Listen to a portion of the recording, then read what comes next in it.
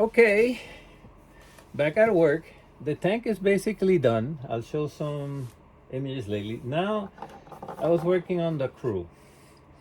I didn't want to make a brand new crew, so I was hoping to revive the old crew.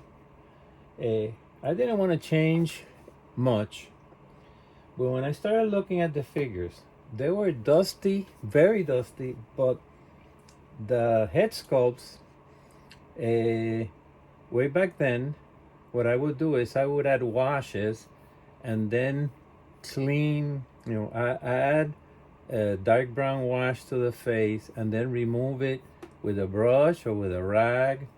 That's what I would do, and it would improve the head sculpts a lot.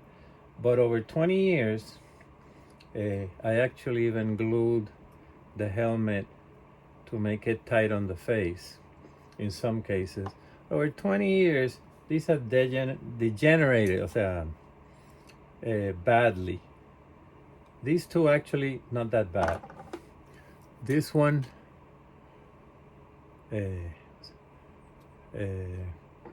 also looked like a horror story figure or something.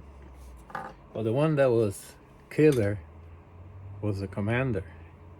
Basically had turned kind of green. So I said, I gotta go and change. I just decided these 4 head sculpts had gone long enough. Look at them there. Scary stuff. To the trash bin. So I went and looked for some relatively recent, last 10 to 15 years head sculpts, looking for bad hombres. At the same time, big heads, because I know that these Russian helmets from Dragon were kind of big. And I came up with these 4. Don't know exactly who is who now. Also, repaired some of the wrist post, got brittle, broke. This other one here. See, there, whoops, look at that. It didn't, I thought I had glued that on, so I have to work on that. These are Knight head sculpt just out of the box.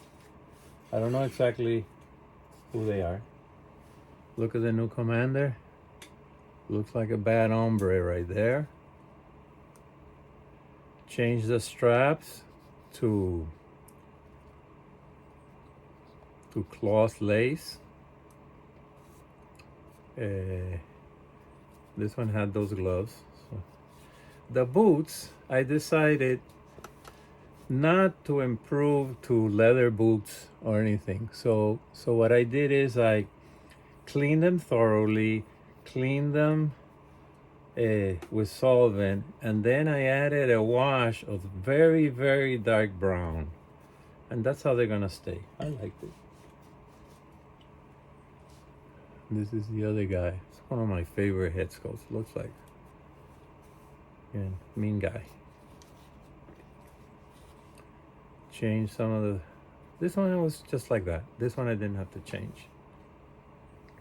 But the advantage is that these head sculpts are so big that I can actually remove, if I wanted to pose some of the crew without the helmet, I can do it, and the helmet is not glued on. It's just put on, and I intentionally look for big head sculpts so that it would be a nice fit, relaxed because they're not strapped down.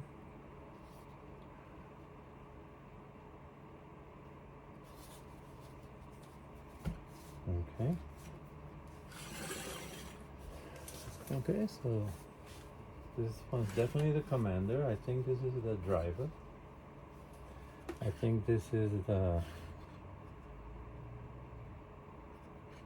MG operator, rig operator, and this is the gunner.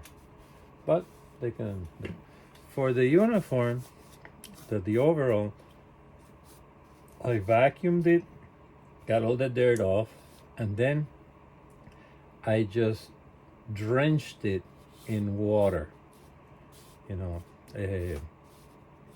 to make it sit down. Even though these figures have been dressed like this for 20 years, you know, I wanted to, in a way it cleaned them, in a way it kind of settles them down.